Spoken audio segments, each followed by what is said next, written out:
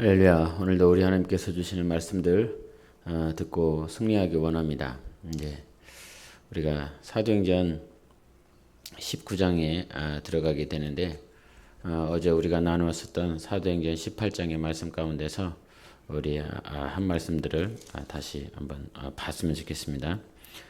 우리 18장 5절과 또 18장 28절을 같이 보시도록 하겠습니다. 5절과 28절입니다. 같이 읽겠습니다. 시작. 실라와 디모데가 마게도냐로부터 내려오매 바울이 하나님의 말씀에 붙잡혀 유대인들에게 예수는 그리스도라 밝히 증언하니. 그리고 28절 시작. 이는 성경으로서 예수는 그리스도라고 증언하여 공중 앞에서 힘이 있게 유대인의 말을 이김이러라. 아멘. 바울의 사역이 이렇게 보여집니다. 실라와 디모데가 이제 같이 있으면서 그 땅에서 복음을 전할 때 바울이 어떤 영적인 상태였는지를 이렇게 보게 됩니다. 고린도에서 복음을 증거할 때 있어서 바울은 무엇에 붙잡혀 있다라고 5절에 말씀하고 있냐면 하나님의 말씀에 붙잡혔다라고 이렇게 얘기를 합니다. 하나님의 말씀에 붙잡혔다. 이건 붙잡혔다라고 하는 그 의미는 우리 한국어로 충분히 이해가 가는 거죠. 내가 붙잡혔기 때문에 이 나를 잡고 있는 존재가 있다는 거죠. 나를. 예? 우리가 어딘가에 대해서 막 골몰이 생각을 할 때, 누군가에 대해서 생각을 했을 때, 그 누군가라고 하는 것은 내게 육안으로는 보이지 않지만 내 마음에 누군가를 막 생각한다 이 말이에요. 연애할 때 정말 내가 좋아하고 내가 사랑하는 사람이 있었을 때 앉으면 누가 생각이 납니까, 여러분? 예, 내가 좋아하는 사람이 생각이 나요. 내가 사랑하는 사람이 생각이 나고 내가 만나고 싶고 내가 대화하고 싶은 사람이 막 생각이 나요. 예? 먹기 좋아하는 사람들은 뭐가 생각이 날까요? 예. 이 지역에서는 뭐가 가장 맛있을까? 어떤 음식이 가장 맛있을까? 이렇게 생각을 한단 말이에요. 배고픈 사람에게는 이 음식이 나를 이렇게 막 나를 붙잡는다 말이에요. 생각과 마음을. 또 어떤 사랑하는 사람이 있으면 그 사람이 나를 막 붙잡는다 말이에요. 이렇게 끈이 있는 것도 아니고 아무것도 없지만 보여지지 아니하는 내 눈에는 지금 당장 보이지 않지만 내가 만나고 싶고 내가 대화하고 싶은 사람이 있으면 그 사람이 나를 내 마음을 확 붙잡는다 이 말이에요. 또 먹고 싶은 것에 막 충동이 많은 사람은 그것에 이렇게 와 있단 말이에요. 그러니까 이 말은 무슨 말이냐면 관심이 어디 있느냐 이 말이에요. 관심. 먹고 싶은 것이 막 이렇게 배고픈 사람은 그 음식에 대해서 막 마음과 생각이 붙잡혀 있어요. 그거는 무슨 말입니까? 그 음식들에 대해서 관심이 있다는 거예요. 오늘은 한식이 먹고 싶은지 아니면 양식이 먹고 싶은지 중식이 먹고 싶은지 막 음식들이 생각이 나는 것은 뭐냐면 그 음식에 막 관심이 있다는 거예요. 그리고 막 사람 만나고 싶고 대화하고 싶은 어떤 사람이 있다라고 하는 건 그 사람에게 뭐가 있다는 거예요? 관심이 있다는 거예요. 관심. 자, 사도 바울이 5절에 뭐라고 얘기를 하냐면 하나님의 말씀에 붙잡혔다. 이 말은 막 그 하나님의 말씀이 사도 바울이 가지고 있는 과거의 지식이나 이론이나 경험들이 얼마나 많이 있겠습니까? 가말리엘에게 정말 스승에게 배운 수많은 지식들이 있고 또 그는 달변가요. 그는 지식이 아주 많아서 많은 사람들을 가르쳤었던 사람이라 이 말이에요. 바리새인 중에 바리새인 아닙니까? 바리새라고 하는 그 말은 백성을 인도하는 자, 종교 지도자인 거예요. 그럼에도 불구하고 이 과거에 가지고 있었던 모든 것들을 다 이제는 그것에 관심이 없는 거예요. 그것에 관심. 그 말씀에 붙잡혔다라고 하는 건 반대로 무슨 말입니까? 그 말씀에 막 관심이 엄청 많다는 거예요. 예? 말씀이. 음식을 생각하는 사람은 그 음식에 관심이 많은 거예요. 사람을 생각하고 있는 사람은 그 사람에게 관심이 있는 거예요. 하나님의 말씀에 붙잡혔다라고 하는 말은 정말 사도 바울이 얼마나 하나님의 말씀에 관심이 많았는지를 안다 이 말이에요. 결국은 그 사랑하고 관심을 가졌었던 그 말씀에 붙잡혀서 고린도 성도들에게 아니면 고린도 사람들에게 예수가 그리스도다라고 이렇게 증거한다. 하나님의 말씀에 붙잡혀서 우리가 하나님의 말씀에 붙잡히는 것은 여러분 사도행전을 통해서 보면 알겠지만 말씀에 붙잡히니까 어떻게 되느냐 이 말이야. 말씀에 붙잡히니까. 우리는 신앙생활을 하면서 말씀을 읽고 말씀을 깨닫고 막 말씀에 막 또 교회는 말씀 사역을 굉장히 열심히 해요. 예? 당연히 열심히 해야 되는 거예요. 예? 말씀 사역을 열심히 하고 가르치고 설교하고 성경 공부하고 무슨 모임에서도 막 성경의 어떤 말씀들을 나누고 막 이렇게 한다 이 말이에요. 성경 한다 말이에요. 그런데 우리는 그저 그 말씀이 이런 말씀이구나 깨닫고 하나님이 나에게 이런 말씀을 주셨구나 이렇게 깨닫고 그냥 우리는 끝난다 말이에요.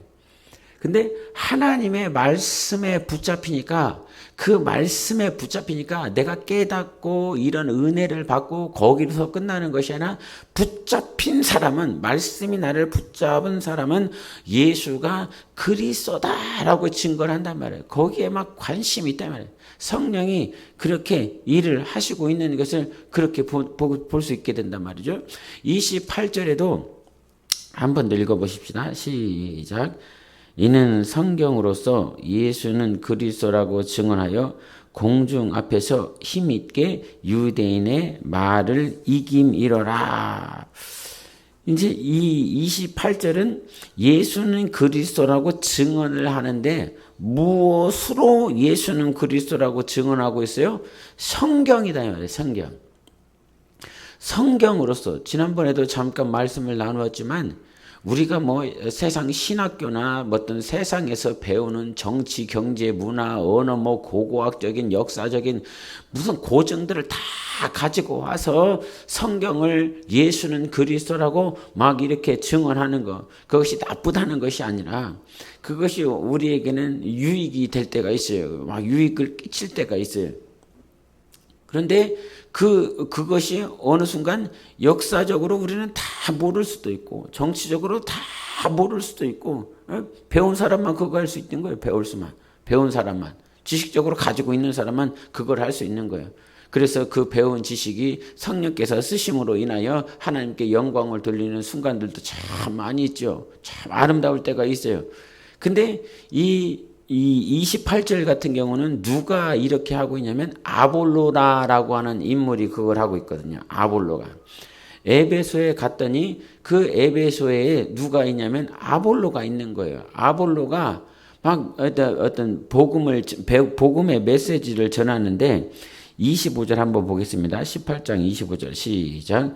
그가 일찍이 주의 도를 배워 열심으로 예수에 관한 것을 자세히 말하며 가르치나 요한의 침례만 따름이라 이렇게 된. 회당에서 이 아볼로가 가르치는 것은 무엇이냐면 요한의 침례만을 계속 가르친다 이 말이죠. 그러니까 그것을 바라보고 있었던 아골라와 브리스길라가 이렇게 조금 이렇게 편제되어 있다 이 말이야. 한쪽으로 치우쳐져 있는 이 메시지를 아볼로가 전하고 있다. 그런데 그것을 바라보고 있었던 브리스길라와 아골라가 그에게 다가가서 하나님의 도를 더욱더 정확하게 가르쳐 주더라 이 말이죠. 예? 그러니까 이 아볼로의 신앙이 아볼로의 믿음이 하나님을 아는 것이 한 단계 더 업그레이드가 됐어요. 그래서 결국 이 아볼로가 이제 에베소에서 어디로 가냐면 고린도로 갑니다.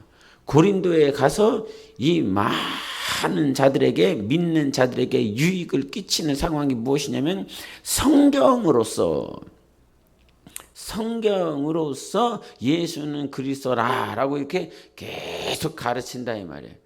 그래서 여러분 우리는 이 땅에 필요한 지식들을 배워야 되겠지만 분명히 더 해야 될 것은 말씀에 붙잡히고 있는가. 지금 내가 하나님의 말씀에 붙잡혀 있는 것은 뭐라고요? 그냥 내가 하나님의 말씀을 이해했고 깨달았고 주님이 나에게 이런 감동을 말씀으로 주셔서 이게 아니라 한 단계 더 나아가 말씀에 붙잡히면 예수가 그리스도라라고 이렇게 얘기를 한다 이 말이에요. 그렇게 얘기한다. 그렇게 증언한다 이 말이에요. 증언. 그리고 아볼로 역시도 요한의 침례만 알고 있었던 그가 그 정말 가르쳐주는 아굴라와 브리스길라를 통해서 하나님의 도를 더욱더 정확하게 아니까 성경으로서 더 이렇게 하나님의 도를 정확하게 가르치고 예수는 그리스도라고 증언하더라 이 말이죠. 그 당시에는 아직 신약 성경이 제대로 이렇게 구축이 되어지지 않아 있어요. 그래서 이 성경이라고 하는 것은 무엇을 얘기하겠습니까? 당연히 구약 성경을 얘기를 한다 이 말이에요. 그 구약의 마지막 선지자였었던 침례 요한은 그 끄트머리만을 얘기를 하는데 아볼로는, 그런데 이 아볼로가 이제 아굴라와 브리스길라가 뭘 얘기했겠습니까? 하나님의 도를 정확하게 얘기를 했다라고 하는 것은 무슨 말이냐면 그 구약 전체를 통해서 모세와 선지자와 시편을 통해서 누가복음 24장에 말을 했던 것처럼 이가 바로 예수 그리스도, 모세가 말씀하시던 분, 선지자들이 말씀하시고자 하셨던 분, 시편에 언급하셨던 분, 막 다윗이 시를 쓰고 있는 것 같아요. 그죠? 막 다윗이 시를 쓰고 있는 것 같아요. 다윗이 정말 왜 나를 버리셨습니까? 라고 막 고백들을 막 하고 있어요. 왜 나를 버리셨습니까? 나를 이와 같이 통과하게 하십니까? 근데 그 나를 버리셨습니까? 라고 하는 이 고백은 다윗이 시편에 기록하고 있지만 예수님이 그 십자가에서 엘리 엘리 라마 사박다니 나의 하나님 어찌하여 나를 버리셨나이까? 이 고백을 한다 이 말이에요. 다윗이 그 시편에서 왜 나를 버리셨습니까 하나님 하는 그 고백이 이 약 1000년 다윗과 예수님의 그 시간의 공백은 약 1000년의 공백이 있어요. 1000년의 공백. 이 1000년 뒤에 누가 오신 거예요? 예수님이 오셨어요. 우리로 따지면 2000년 전이지만 2000년 전에 예수님이 오신 것이지만 이 예수님 전에 있었던 다윗과 약 1000년의 공백이 있다 이 말이에요. 이 1000년의 공백, 이때 1000년 전에 했었던 다윗의 고백이 바로 누구의 고백이었냐면 예수 그리스도의 고백이라면 왜 나를 버리셨습니까? 외쳤던 다윗의 고백이 예수께서 십자가에서 아버지 왜 나를 버리셨습니까? 이 고백을 똑같이 하는 거는 다윗이 한 얘기는 다윗의 고백이 아니라 성령으로 말미암아 예수 그리스도의 고백을 이렇게 우리에게 가르쳐주고 있단 말이죠. 요한복음은 5장 39절에서 그래서 뭐라고 말합니까? 성경은 누구를 얘기를 한다고? 예수를 말을 한다고. 예수 그리스도. 우리 다 아는 말씀이지만 한번 보세요. 요한복음 5장 39절을 다 같이 읽어보시겠습니다. 시작. 너희가 성경에서 영생을 얻는 줄 생각하고 성경을 연구하거니와 이 성경이 곧 내게 대하여 증언한 것이니라. 아멘. 이 성경이 뭐예요? 이 성경은 신약을 얘기하는 거예요? 구약을 얘기하는 거예요? 그렇죠. 구약을 얘기하는 거예요. 구약을. 그 구약에서 계속 모세 오경부터 수많은 선지자들과 역사서를 통해서 시편을 통해서 누구를 얘기하는 것이냐? 예수 그리스도를 얘기한다 이 말이야. 예수 그리스도. 그래서 그 브리스길라와 아굴라도 그 아볼로에게 예수야 예수가 그리스도야 라고 가르친다 이 말이에요. 예수가. 28절 보세요. 다시 한번 또 읽어보세요. 시작. 이는 성경으로서 예수는 그리스도라고 증언하여 공중 앞에서 힘있게 유대인의 말을 이기미르라. 아멘. 계속 똑같은 얘기를 하고 있는 거예요. 이 성경은 곧 내게 대하여 증언하는 것이라 5장 39절에 말씀했단 말이에요. 그 전까지는 그냥 구약의 침례 마지막 선지자였던 침례 요한만, 그 침례 요한이 주장했었던 너희들 침례받아라 회개하라 요 얘기밖에는 할 수가 없었어요. 근데 이 구약의 성경을 풀어서 이 구약에서 말을 하는 것이 예수 그리스도야. 예수 그리스도가 뭐라고? 그리스도다라고 바로 이 부부에게 정말 이 귀한 부부를 통해서 아볼라는 다시 하나님을 아는 지혜와 지식이 업그레이드가 됐다 이 말이죠. 그러니까 이젠 고린도에 가서 다른 거 안 한다 말이야. 성경으로서 성경으로서 성경을 가지고 예수는 그리스도라고 이렇게 증언한다 이 말이에요. 그래서 성경을 말을 하는 자는 예수가 그리스도라고 반드시 말을 해야 되는 거예요. 예수가 그리스도다. 세 번 하십시다. 시작. 예수가 그리스도다. 예수가 그리스도다. 예수가 그리스도다. 아멘. 그리스도는 바로 구약에 말을 한 메시아 아닙니까? 하나님이 보내시겠다라고 하셨던. 그래서 이 과거의 히브리어로는 메시아요, 헬라어로는 크리스토스, 바로 그리스도, 그 기름 부음 받은 자, 하나님이 보내신 자, 이런 뜻을 가지고 있지 않습니까? 그래서 예수 그리스도가 이 땅에 오신 분이 있으니 바로 그분이 그리스도다라고 가르쳐주고 있는 거예요. 그러니까 그러니까 성경에 관심이 있고 막 하나님의 말씀에 붙들려 살면 그 결과가 어떻게 나와야 되는 거예요? 예수는 그리스도다가 이게 나와야 된다는 거란 말이에요. 예? 예? 근데 이 성경을 아브라함에게 평생 아브라함 연구하다가 끝나고 이삭 연구하다 끝나고 다윗 연구하다 끝나고 늘 말을 하지만 이 성경 안에 있는 것들을 뭐 연구한다라고 하는 것이 왜 나쁜 것이겠습니까? 당연히 이런 신학자 같은 귀한 분들의 평생의 어떤 헌신과 삶이 있었기 때문에 이런 부분도 있구나. 이런 부분. 예? 그런데 주님이 우리에게 원하는 것은 무엇이냐면 이 성경을 마치 나무라고 한다면 이 나무에는 뿌리도 있고요. 이 기둥도 있고요. 줄기도 있어요. 근데 그 끄트머리 가자 맨 가지 잘 보이지도 않아. 예? 맨 끄트머리에 살랑살랑 있는지도 없는지도 모르는 그 작은 것을 이렇게 평생 그것만 보다가 끝난다 이 말입니다. 예?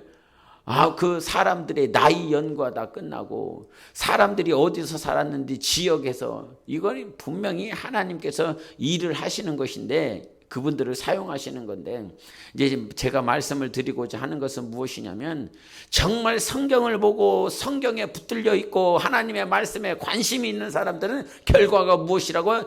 예수가 그리스도다 이게 나와야 된다 이 말이죠. 예수가 그리스도다. 예수가 그리스도다. 이것이 교회에서 증거돼야 되지 않습니까? 설교를 통해서 우리는 예수가 그리스도라고 하는 사실을 알아야 구원받는 거예요. 아브라함이 뭐 믿음의 조상이다 맞죠? 아브라함이 갈대아 우르 땅에서 살았었다. 그 우르 땅에서는 뭐 우상이 많았었고 어떤 지역이었었고 그 사람들의 언어는 무엇이었고 그 사람들의 경제적인 상황은 어떻게 상황이었다. 근데 그거 몰라도 예수 알면 구원받잖아요. 그러나 그거는 잘 알았어. 갈대아 우르에 있는 그 지역이 어떻게 있었고 막 경제 상황, 뭐 정치적인 상황, 문화와 언어와 역사가 막 어떻게 되었는지 막 세상에 있는 수많은 역사를 막 찾아갖고 그거를 막 알아내서 귀한 것이기는 하죠. 그러나 그거 알아서 구원받는 건 아니라 이 말이에요. 할렐루야.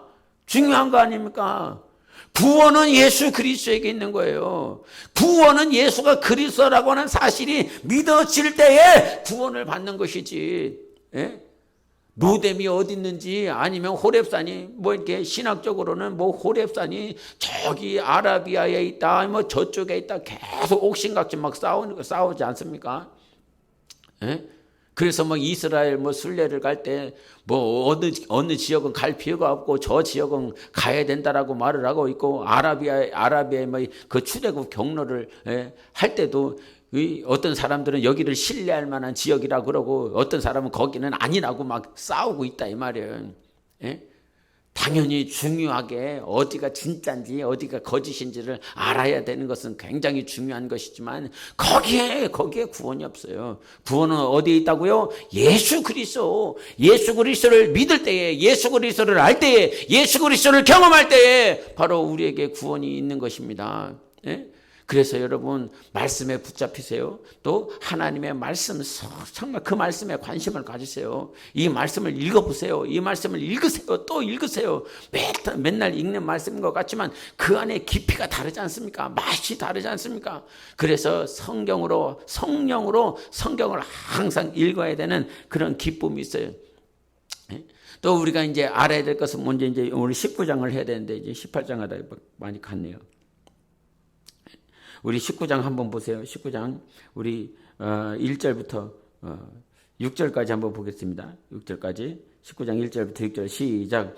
아볼로가 고린도에 있을 때에 바울이 윗지방으로 다녀 에베소에 와서 어떤 제자들을 만나 이르되 너희가 믿을 때에 성령을 받았느냐 이르되 아니라 우리는 성령이 계심도 듣지 못하였노라. 바울이 이르되 그러면 너희가 무슨 침례를 받았느냐 대답하되 요한의 침례니라. 바울이 이르되 요한의 회개의 침례를 베풀며 백성에게 말하되 내 뒤에 오시는 이를 믿으라 하였으니 이는 곧 예수라 하거늘 그들이 듣고 주 예수의 이름으로 침례를 받으니 바울이 그들에게 안수하며 성령이 그들에게 임하심으로 방언도 하고 예언도 하니 이런 얘기를 했어요. 여러분 아까 아볼로가 어느 지역에 있었다고 그랬죠? 아굴라와 브리스길라가 그 가서 아볼로를 가르쳐 줬는데 그 아볼로가 있었던 지역이 어디라고 그랬어요? 네, 에베소라고 그랬단 말이에요. 에베소에서 그 아볼로가 뭘 가르쳤다고요? 요한의 침례를 가르쳤다는 거예요. 응? 요한의 침례를 계속 가르쳤다는 거예요. 근데 그 지역에 누가 가냐면 다시 바울이 한번 간 거예요. 에베소에 다시 바울이 갔어요. 1절에 아볼로가 고린도에 있어요. 이제 아볼로는 어디로 갔다고요? 고린도로 갔다고요. 에베소에 있다가. 바울이 윗지방으로 다녀 에베소에 와서 어떤 제자들을 만나는 거예요. 예수 그리스도를 믿는 제자들을 만난 거예요. 예수님을 믿는 자들을 만난 거라 이 말입니다. 예? 그런데 그 믿는 자들에게 바울이 물어보는 거죠. 이르되 너희가 믿을 때 성령을 받았느냐 이르되 아니라 우리는 성령의 계심도 듣지 못하였노라. 예수 그리스도를 믿어요. 하나님을 믿어요. 예? 하나님을 믿는데 그때 물어본다면 너희들 믿을 때 하나님을 믿을 때 성령을 받았냐 이렇게 물어봤더니 우리는 성령이 있는지 없는지조차 이거 몰랐다 이 말이에요. 들어본 일이 없다 이래요. 성령이 무엇인지에 대해서도 들어본 일이 없다 이렇게 말을 하고 있어요. 그래서 이것이 이제 많은 신학적으로 이렇게 문제거리가 되는 것이죠. 믿을 때 성령을 받았느냐라고 하는 그것 때문에. 근데 이게 무슨 말씀과 연결이 되냐면 고린도전서 한번 12장을 보세요. 고린도전서 12장 3절을 보겠습니다. 12장 3절 같이 읽어보십시다. 시작. 그러므로 내가 너희에게 알리노니 하나님의 영으로 말하는 자는 누구든지 예수를 저주할 자라 하지 아니하고 또 성령으로 아니하고는 누구든지 예수를 주시라 할 수 없느니라. 그러니까 이 말씀은 뭐예요? 성령으로만이 예수를 주라 시인한다 이 말이죠. 예수님이 나의 구주입니다. 주인입니다. 결국 내가 예수 그리스도를 믿을 때 내가 예수님을 믿습니다. 이 할 때 뭐가 있냐면 성령으로 했다는 거예요. 성령으로. 그러니까 성령이 임하셔서 그 예수는 주라 시인을 한다는 거죠. 예수. 그러니까 예수님이 나의 주인입니다라고 고백하는 사람은 결국 이제 뭐가 되냐면 다 성령을 모셔드린 것으로 이렇게 한다 말이에요. 예? 성령을 다 모셔드린 것으로. 그래서 이제 많은 신학적인 옥신각신이 있는데 여러분 베드로를 한번 보세요. 베드로가 가이사랴 빌립보에 올라가지 않습니까? 가이사랴 빌립보에 올라갔을 때 그 헤롯이 거기서 이제 치리를 한단 말이에요. 분봉왕으로. 근데 그때 예수님께서 사람들이 나를 누구라 하느냐 물어보지 않습니까? 그 물어봤을 때 사람들이 선지자 중에 하나입니다. 침례 요한이요, 예레미야요, 느헤미야요, 이런 식으로 계속 얘기한단 말이에요. 선지자 중에 한 명이라고. 그런데 베드로에게 그럼 니들은 나를 뭐라 그러냐? 이렇게 물어봤더니 베드로가 하는 말이 주는 그리스도시오 이렇게 얘기한단 말이에요. 주는 그리스도시오. 예수가 그리스도다. 주인입니다. 하나님의 아들입니다. 이렇게 고백하잖아요. 그때 예수님께서 이거는 네가 혈육으로 한 것이 아니다. 하나님 아버지께서 알게 하신 것이다. 이렇게 얘기를 해요. 그러나 그때 분명히 성령의 어떤 외적인 충만함, 마치 모세를 이끌고 다윗을 사용하고 감동을 하고 했었던 그런 외적인 충만함이 있었던 것이지요. 그러나 그 상태가 어떤 상태냐? 성령이 그 안에 임재한 상태는 아니라는 거예요. 예? 우리 한번 7장을 보세요. 요한복음 7장 39절을 보겠습니다. 7장 39절 시작. 이는 그를 믿는 자들이 받을 성령을 가리켜 말씀하신 것이라. 예수께서 아직 영광을 받지 아니하셨으므로 성령이 아직 그들에게 계시지 아니하시더라. 영광을 받았다라고 하는 말은 무슨 말입니까? 예수님께서 아직 영광을 받지 아니하셨다는 말은 뭐예요? 아직 부활승천 보좌에 앉지 아니하셨다 이 말이죠. 그러니까 성령은 아직 예수님께서 이거 올라가시지 아니하셨어. 부활승천하지 아니하셨어. 그때까지는 성령이 임하신 일이 없어요. 비록 베드로가 예수님을 쫓아다니면서 혈육으로 알지 아니하고 아버지께서 깨닫게 해주셔서 주는 그리스도시요 살아계신 하나님의 아들입니다 라고 고백을 하지만 성령이 임하신 일이 있어요 없어요? 없다 이 말이에요. 그때까지는 아직 예수께서 영광을 받지 아니했으니까. 우리가 우편 강도가 있잖아요. 십자가에서 우편 강도. 당신의 나라에서 나를 기억하소서. 네가 오늘 나와 함께 낙원에 이르리라 그랬다 이 말이에요. 그때의 그 시간을 보면 예수님께서 부활 승천하셨습니까? 안 하셨습니까? 아직 안 하셨다 이 말이에요. 비록 우편의 강도가 예수 그리스도를 믿고 예수님 나를 기억해 달라고 말을 하지만 그에게는 성령이 임하시지 아니하셨다 이 말이에요. 오순절에 성령이 임하시는 것이지요. 그래서 성령이 임하는 것과 믿는 것은 다르네요. 믿을 때에 성령을 받았느냐 이 말이 이해가 가십니까? 그래서 믿는 것과 성령을 모셔드린 것이 때로는 이렇게 딱 시간이 믿을 때 성령을 받는 사람도 있어요. 막 와서 그냥 하나님께서 폭포수와 같은 집회를 처음 참여했는데 그날에 막 은혜를 받고 회개가 이걸로 이루어지고 해서 막 변화된 자들이 있다 이 말이에요.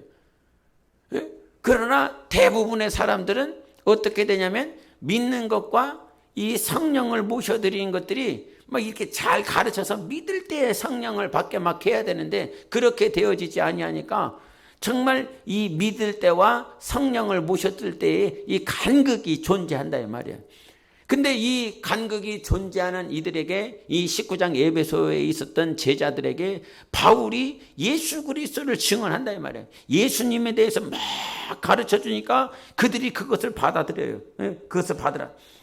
그래서 19장 4절에 바울이 이르되 요한이 회개의 침례를 베풀며 백성에게 말하되 내 뒤에 오시는 이를 믿으라 하였으니 이는 곧 예수라 하거늘 그들이 듣고 주 예수 이름으로 침례를 받으니 바울이 그들에게 안수를 하니까 뭐가 임했다고 그랬어요? 성령이 그들에게 임했다. 성령이 임하니까 무엇도 하고 무엇도 한다고요? 방언도 하고 예언도 한다 이 말이에요.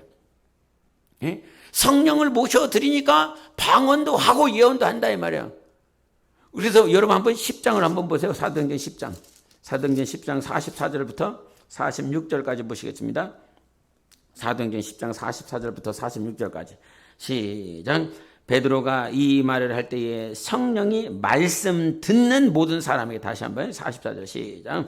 베드로가 이 말을 할 때에 성령이 말씀 듣는 모든 사람에게 내려오시니 베드로와 함께 온 할례받은 신자들이 이방인들에게도 성령 부어주심으로 말미암아 놀라니 왜? 그래서 46절은 이는 방언을 말하며 하나님 높임을 들음이로라 그랬어요. 44절에 보니까 성령이 누구에게만 어떤 특정한 사람들에게만 왔어요? 아니요. 그 말씀 하나님의 말씀을 듣고 있는 모든 사람에게 임했어요. 모든 사람에게 임해서 막 베드로와 함께 할례받은 신자들, 그러니까 할례받았으니까 유대인들인 거죠. 베드로와 그 유대인인 거예요. 그 유대인이면서 그리스도인들, 이게 이방인들도 막 성령을 받을 수 있구나. 성령을 하나님께서 부어주시는 거야. 이거 막 깜짝 놀라고 있어요.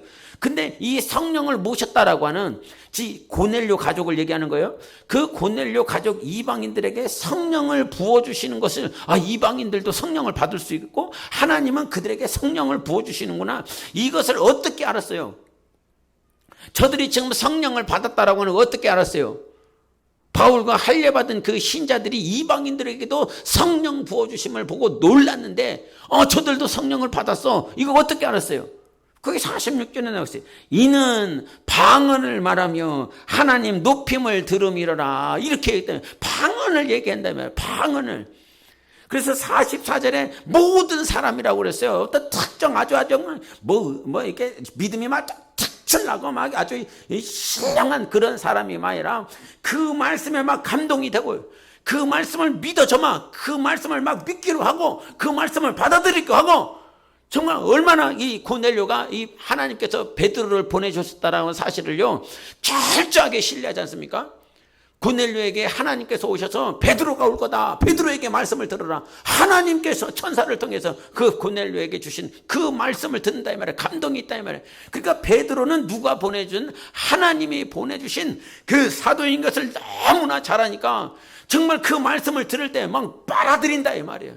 말씀을 빨아들인다 이 말이에요. 그 권위를 인정하니까 하나님께서 베드로를 보내줬다라고 하는 이 사실을, 이 권위를 인정하니까 말씀을 하나도 안 놓치려고 그런다 이 말이에요. 저는 교회가 하나님의 몸된 교회들이 이 권위를 인정을 해야 된다고, 정말 이 영적 권위를 인정하는 그런 회복운동이 일어나야 된다고 생각을 해요. 다 목사 잘못이고 말씀을 전하는 자들의 잘못인 거죠. 그런 권위를 다 땅바닥으로 떨어뜨려 버렸으니까 다 목사들 문제인 거예요. 그럼에도 불구하고 여러분에게 부탁을 드리는 것은 정말 하나님께서 세우신 자의 그 권위를 인정하여 정말 하나님이 오늘도 내게 하시는 말씀입니다. 하나님이 내게 주시는 말씀입니다. 그러니까 이 말씀을 고넬료와 가족들이 막 받으니까요 믿음이 얼마나 들어가겠습니까? 이건 하나님의 말씀이에요. 이건 하나님이 역사하시는 말씀이야. 하나님이 베드로를 보내주셔서 우리 가족이 하시는 말씀이야. 정말 필요한 말씀이야. 이렇게 들으니까요 믿음이 팍팍팍팍 들어오지 않겠습니까? 여러분 상상을 해보세요. 생각을 해보세요. 그러니까 막 말씀이 쭉쭉쭉쭉쭉쭉쭉 들어오니까요 뭐가 임해버려?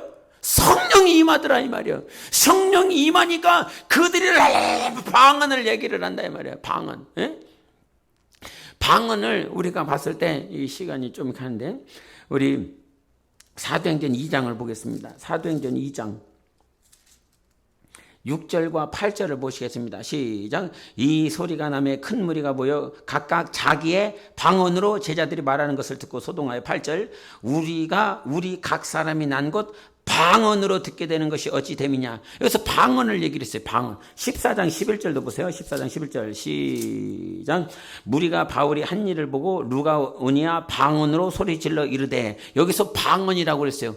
그러면 여기서의 방언은 무엇일 것 같아요, 여러분? 방언. 여기서 말하는 방언은 영어로 말을 하면 방언이 해석되는 그 영어로 번역되어졌을 때 두 가지로 번역이 되었는데 하나는 랭귀지, 하나는 텅스 그래요.